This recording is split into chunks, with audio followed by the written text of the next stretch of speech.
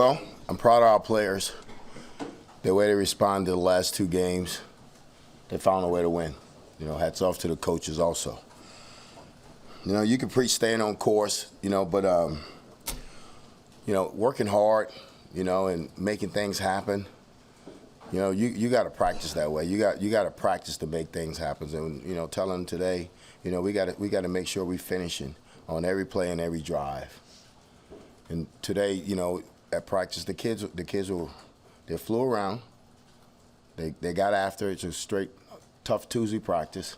But we appreciate the way they came out today. We're going to take a step in another direction because we got to play well in all three phases to win this game. It's an explosive offense, a team, the quarterback's averaging 300 yards a game, and the defense is top 10, top 20 against the rush. I think they're giving up 2.9 yards a rush. But it's a really good football team. It's a mature football team. They've done a really good job. Brahms has done a really good job of keeping his kids in a program. And I think that's part of being successful is keeping your kids in a program. Questions?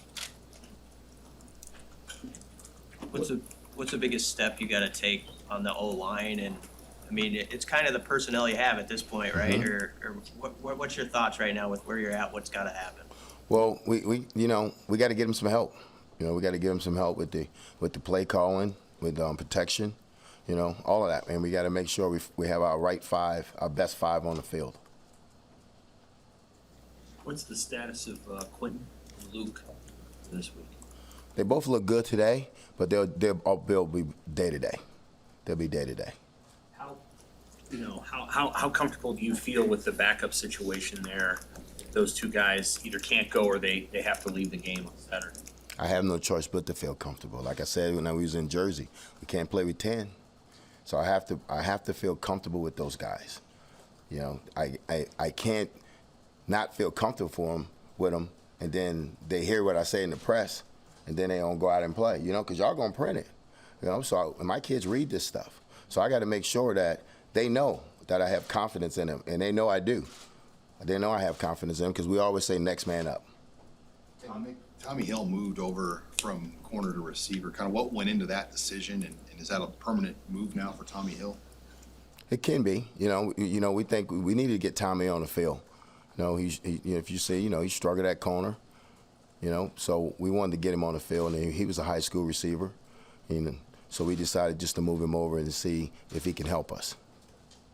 Coach, how have you kind of coached guys to have a short memory? I mean, to come back from 13 down on the road in the Big Ten says a lot. So is that something you had to coach them through, or they kind of have a short memory already? No, I can tell you that the locker room at halftime, they were kind of coaching us. They were saying that we were going to be okay, that they was going to come back and win the game. So what we were doing corrections and getting the game plan on the board. They was like, no, Coach, everything's going to be okay. We're going to come back and win the game. So they had a short memory. They know, hey, we played it, we're going to get it to the full quarter, and then we're going to finish. But they did it on their own. One more on Tommy. With Quentin's situation, was there any thought of moving him back for a week, or is that not in the equation at all? No, it's not in the equation. Not this week. Not this week.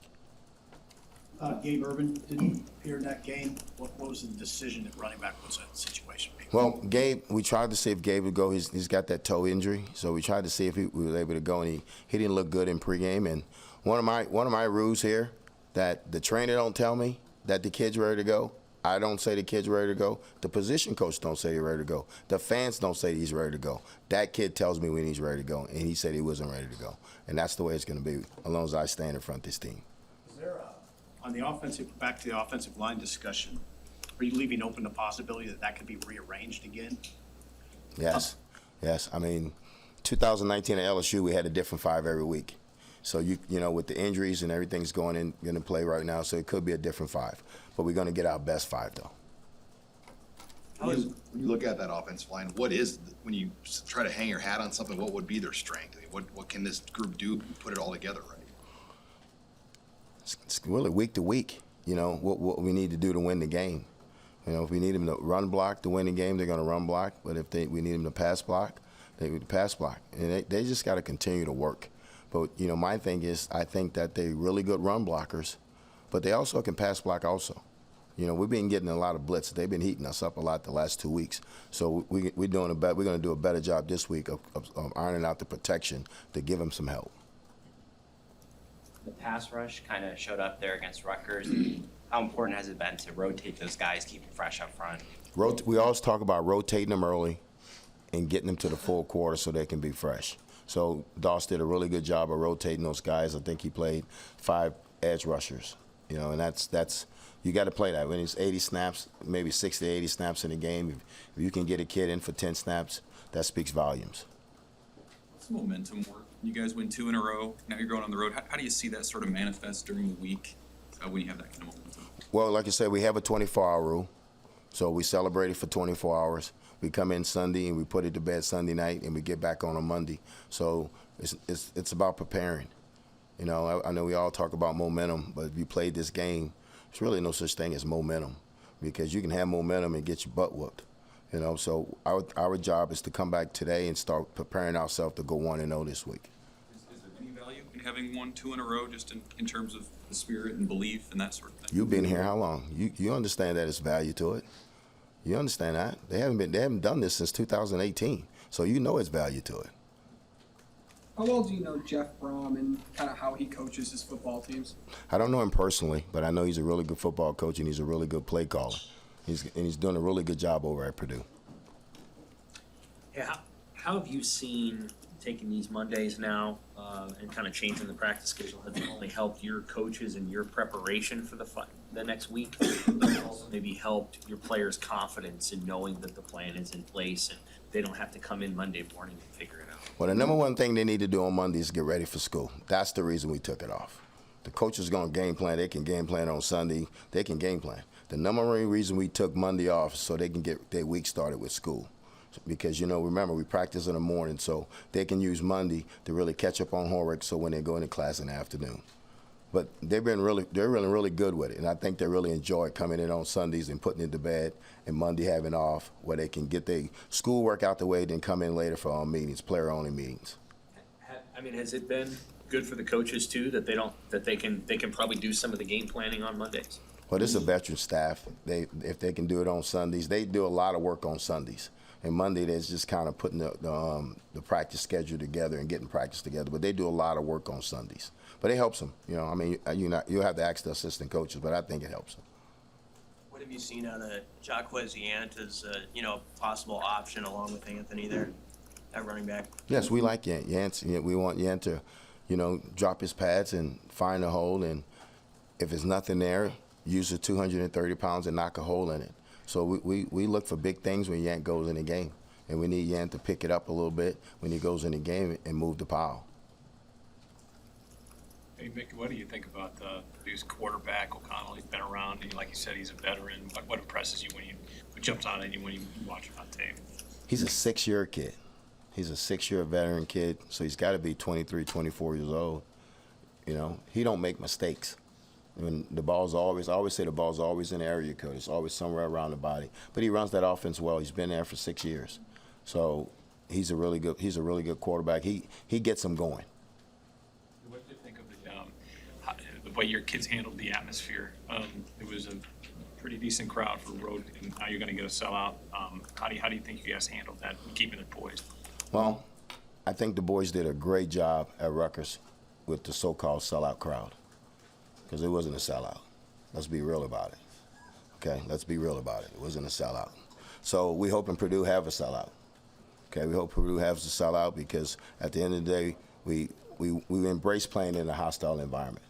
You know, chaos, we embrace that. Controlled chaos, we embrace that. And the kids, that really get their focus. How much do you play up sort of the stakes of the weekend? 2 teams tied for first, win the division, all that. Well, we talked to him about nobody's going to win the West October 15th. So it's the next game up. You know, the job is to go 1-0 this week, but nobody's going to win the West on October 15th. So we're not looking down the line. We're looking at straight at Purdue. So tomorrow practice is the most important thing is Wednesday practice. Mickey, how's Casey health-wise, and what's your level of concern with some of the shots he's taking? Casey's a tough dude. You know, he's going to take shots. I mean, he plays quarterback, and we drop back, and we move the pocket, but he takes shots. You know, I played option quarterback. I took shots, but Casey's a tough guy. You know, he was on the ground. He said it was a left shoulder. I asked him, I said, "You throw with your right shoulder, right?" I said, "Okay, get up." And he got up. Casey's tough. Casey's gonna be to take those shots and get up. Mickey, after the game, Kevin Warren came up and said some words to you. Just any insight on what you two talked about? Oh, he just said congratulations and just keep working. He's a good guy. Hey, Mickey, how's Mark Whipple? We saw him, he was on a little surgery scooter over the weekend at Maryland and had a cart kind of taking him on off the field. How's Coach Whipple doing? I mean, has he been limited at all with what he's been able to do day to day? No. Whipple's fine. You know, Whipple's fine. I mean, he's dealing with some things, but it's not getting in the way of him working. You know, he showed up for the game. We had to put him on a cart. I mean, Whipple's been coaching like 40-some years. He should get a cart if he wasn't dealing with something, you know? So Whipple's okay. Whipple's tough. Whipple's probably toughest dude on the staff. You know, nobody don't mess with Whip, so Whip's okay. I wanted you to ask him that question, too, and then let him get after you. Coach, 3 interceptions against Indiana. You had one against Indiana, 3 against Rutgers. What do you think is it about your guys' ability to create turnovers since Coach Bush has taken over? You know, Bush and Fish is doing a really good job with that back end. They really clean up the kids' eyes because you're gonna get more picks in zone coverage, and so they clean up their eyes. They're doing a really good job working together. It kind of reminds me when Bush was with Corey Raymond and LSU, that the kids are breaking on the ball, they trust in what they see, and they're making plays. Kind of going off that, Coach, I mean, it's been since the third quarter against Oklahoma, and you guys have a lot of point in the second half. So, I mean, that was a problem for this team in recent years. So what's been the change, you think, that's guys been more successful just in the third and fourth quarter? Well, we made a change, that defensive coordinator. That's the change. You had a guy enter the portal today, but how have you felt about that, just that wide receiver room as a whole and like where it is? I guess Bonner made the trip, on Friday, and just kind of what's your assessment of that whole group and what's happened? It's still a strong run. It's still a strong run. I mean, Isaiah has that right. He wasn't happy. He wanted to be the #1 guy, and we couldn't do that for him. But Isaiah's a good kid. He's done everything we asked him to do. But that's the reason they have the portal. I mean, coaches leave all the time. So when the kid leave, you can't sit back and be angry at him. You got to say, hey, if I can help you in any way, let me know, because that's being real. That's being real, not yelling and screaming at them saying, I want you to stay here. No, if they want to leave, then they have that right to leave. What do you see out of young Bonner just got here? What's his potential? Oh, ceiling is high.